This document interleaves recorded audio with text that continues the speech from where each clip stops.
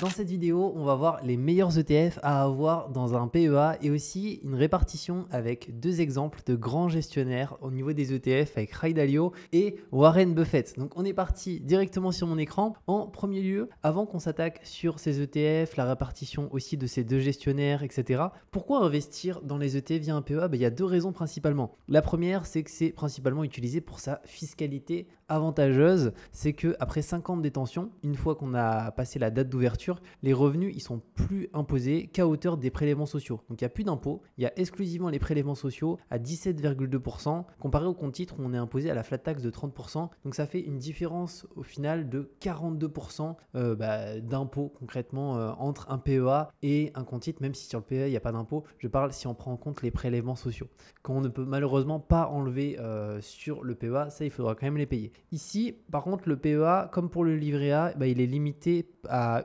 un PEA par personne et il est aussi plafonné à 150 000 euros. Donc ça, il faut le prendre en considération. Après, vous pouvez aussi ouvrir un PEA PME. J'en ferai une vidéo, mais franchement, c'est beaucoup moins intéressant qu'un PEA. Ensuite, le deuxième point, c'est que c'est un produit financier passif. C'est qu'il s'agit d'un produit boursier qui ne cherche pas à maximiser la performance d'un indice, mais qui se contente simplement de la répliquer. Donc de le répliquer, pardon. Il n'y a donc pas d'arbitrage en dehors de l'ordre de départ, d'achat ou de vente. Et qui dit peu d'arbitrage à réaliser, dit également peu de frais de gestion.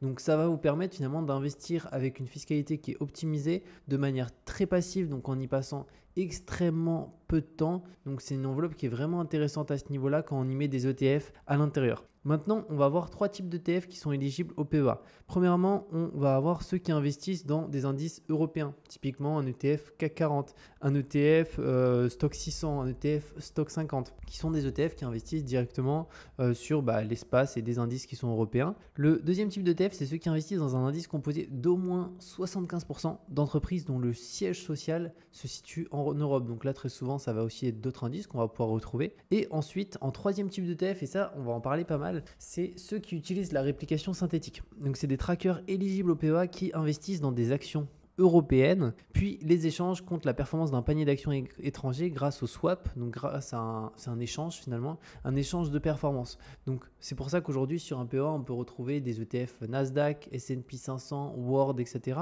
C'est parce que c'est de la réplication synthétique, mais de base on a un gestionnaire qui achète des actions européennes et qui fait un échange de performance directement avec des actions étrangères avec du coup un autre gestionnaire. Ensuite, on va voir le top 5 des ETF PEA. Et bien entendu, je vous ferai une conclusion sur, selon moi, qu'est-ce qui est le plus intéressant. Encore une fois, ce n'est pas du tout du conseil en investissement, mais je trouve le plus pertinent vraiment sur un PEA. Donc au niveau des ETF, le premier c'est celui-ci. C'est un ETF de chez BNP Paribas sur le S&P 500 qui pour moi est aujourd'hui un excellent ETF. Il a en termes de frais 0,15%, ce qui est extrêmement faible et qui permet de s'exposer aux 500 plus grandes entreprises américaines, donc les Apple, les Microsoft, les Google, Nvidia, Tesla, etc.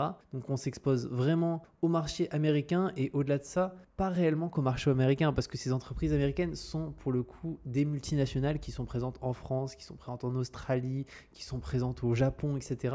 Donc en réalité, on a une exposition, si on enlève juste le siège social qui est aux États-Unis, qui est une exposition concrètement qui est mondiale. Pour la grande majorité d'entre elles, franchement, pour quasiment le top 500, ce sont des multinationales. Ensuite, le deuxième ETF, c'est un ETF MSCI World très connu, c'est l'ETF de chez Amundi, aussi le CW8. Donc il est très intéressant, il a 0,38% de frais. La part par contre est un peu élevée, je crois qu'on est autour des 400 à 500 euros actuellement, même peut-être 500 euros, ce qui fait que vu qu'on ne peut pas acheter de fractions pour le moment d'ETF sur tous les courtiers PEA, on est obligé d'acheter, si on souhaite acheter une part, 500 euros d'un seul coup. Il faut le prendre en considération, mais c'est aussi un excellent ETF. Ensuite, on va avoir le top 3. Juste ici, là, on est sur le Stock 600. Donc, c'est les 600 plus grosses entreprises européennes. Donc, c'est un ETF, une nouvelle fois de chez BNP Paribas. Ils font de super bons ETF avec, pour le coup, des bons suivis par rapport à l'indice de référence. Et même pour cet ETF de chez S&P 500 de chez BNP, ils surperforment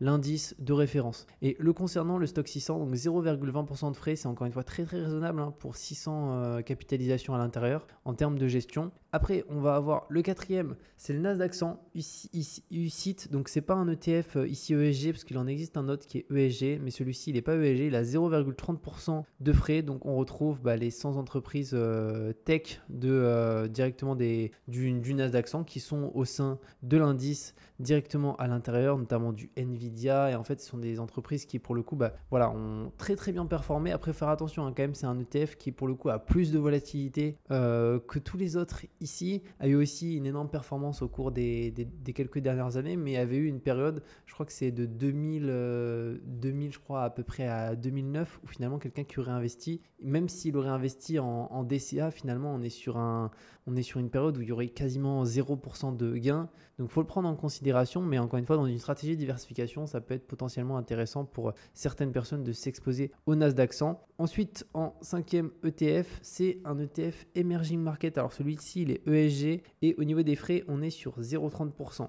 Alors ces 5 ETF-là sont accumulatifs, donc pour le coup, ils ne versent pas de dividendes, c'est réinvesti automatiquement au sein de la part de l'ETF. Et ça vous évite de recevoir des dividendes pour potentiellement les réinvestir. Si votre objectif, vous êtes en phase de capitalisation, c'est pas finalement de recevoir des dividendes, c'est de développer un patrimoine. Donc ça n'a pas forcément d'intérêt de les garder pour après les sortir du PEA, les utiliser, si encore une fois vous êtes dans une phase de développement de patrimoine. Maintenant, quelle répartition pour ces ETF? Alors là, on va avoir deux exemples de grands gestionnaires, Warren Buffett et Ray Dalio. Alors là, ça va être hyper intéressant. Vous allez voir que les approches sont assez distinctives. Personnellement, je suis plus de l'approche de Warren Buffett quasiment à 100%. Donc pour Ray Dalio, juste ici, qui est encore une fois un énorme gestionnaire de fonds. Alors, je vais juste commencer par ça. Alors, 30 actions US, 50%, 55% obligations, donc long terme et intermédiaire, 7,5 ou 7,5 matières premières. Alors ici, il me semble que c'était les... Alors on a commodities aussi, mais concrètement, ça c'est le portefeuille type, donc c'est majoritairement finalement exposé au marché obligataire. Moi finalement je suis pas fan de ça, mais pour vous donner ici avec les ETF, qu'est-ce que ça pourrait donner? Alors malheureusement il n'est pas applicable réellement sur un PEA parce que on a ici des obligations long terme américaines, moyen terme américaines, de l'or aussi. Donc ça, on n'a pas directement sur PEA pour le moment. Alors, il y a un peu d'obligataire. Je crois qu'il y a un ETF obligatoire qui s'appelle Obli sur PEA, mais je crois qu'il est peu capitalisé. Il n'est pas vraiment hyper intéressant. Mais ici, si on prend le cas des obligations, donc ça, TLT, c'est très très connu. C'est les obligations long terme à 20 ans. Du trésor. Donc concernant ici la répartition, 30% du coup Vanguard, donc ça c'est stock market US, donc on va dire S&P 500. Ensuite 40% obligations long terme, 15% moyen terme. Après on va avoir du gold juste ici, donc de l'or 7,5% et ensuite des commodities 7,5%. Donc c'est pas quelque chose qu'on peut reproduire aujourd'hui en tant que Français depuis un PEA, mais c'est quelque chose que vous pouvez avoir depuis un compte titre. C'est quelque chose qui est entièrement réalisable de vous mettre sur une répartition de ce type. Et c'est un portefeuille qui est censé résister un petit peu toutes les périodes d'inflation forte, d'inflation faible, de croissance, de décroissance, etc. Mais moi, dans mon cas, c'est pas celui que je préfère. Je préfère celui de Warren Buffett. Alors là, on est dans la simplicité. 90% actions US, 10% obligations court terme. Et donc là, sur 2 ETF, pour l'exemple, ça donne ça. Alors, je n'ai pas pu prendre vraiment les ETF du PEA parce que, notamment au niveau des obligations, on n'a pas. Après, si vous voulez, vous pouvez remplacer ici le 90% par, pour l'exemple, l'ETF de chez BNP Paribas sur le S&P 500. Et c'est à peu près la répartition qu'il pourrait y avoir à ce niveau-là. Et donc, au final, moi, ce que je préfère quand même ici entre les deux répartitions, c'est celle de Warren Buffett parce qu'elle est beaucoup plus simple à gérer. Vous avez quasiment rien à faire et ça, c'est hyper appréciable. Et on est sur un gestionnaire de fonds, encore une fois, qui a une excellente performance, tout autant que Ray Dalio. Ce sont quasiment les deux plus grands du gestionnaire de fonds. Donc, c'est intéressant de voir un peu cette répartition. Maintenant, quel courtier pour ouvrir son PEA? Alors, si vous n'avez pas de PEA, je vous en mets deux qui sont bien. Vous avez Boursorama, vous avez Fortuneo, vous avez aussi Bourse Direct, mais pour le coup l'utilisation de la plateforme elle est un peu plus vieillotte et un peu plus compliquée on va dire à utiliser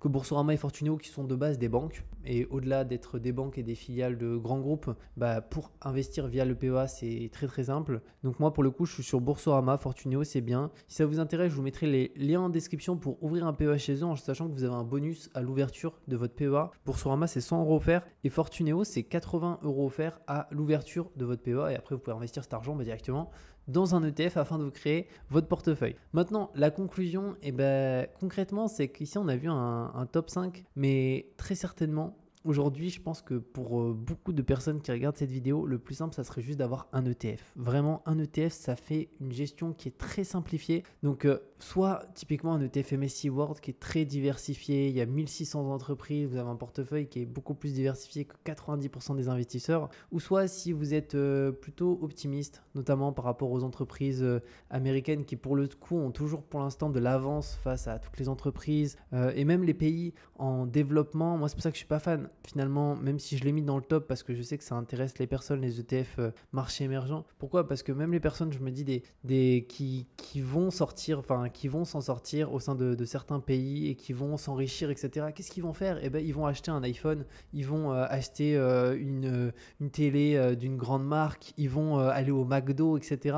Et tout ça, en fait, c'est des entreprises US chez qui ils vont consommer. C'est pour ça que dans mon cas, moi, j'aime beaucoup l'ETF MSCI World qui est composé en grande partie 70% d'actions américaines et aussi l'ETF S&P 500. Mais par contre, si vous en avez utilisé dans votre PEA, utilisez un des deux parce que les deux, ça va réellement faire un doublon, ça n'aura pas d'utilité, ça va vous faire 2 fois plus d'ordre quand vous allez vouloir investir. Donc plus c'est simple, plus ça va être facile à gérer en sachant que vous avez quand même près de 2 fois moins de frais ici sur un ETF S&P 500. Donc c'est quand même une très très grosse différence à prendre en considération. Donc à vous de voir, n'hésitez pas à me partager ce que vous en pensez en commentaire aussi de votre répartition sur PEA. Est-ce que vous êtes plutôt du parti à diversifier énormément, à avoir 5, 6, 10, 15, même 20 ETF sur un PEA ou au contraire à avoir une seule ligne, simplifier au maximum et finalement faire votre vie tranquillement, utiliser cette enveloppe juste pour faire fructifier le patrimoine avec une ligne sur laquelle vous investissez chaque mois. Voilà, n'hésitez pas à me partager ce que vous en pensez. Pour les PEA, comme je vous l'ai dit, pour Fortunéo, Boursorama, je vous mettrai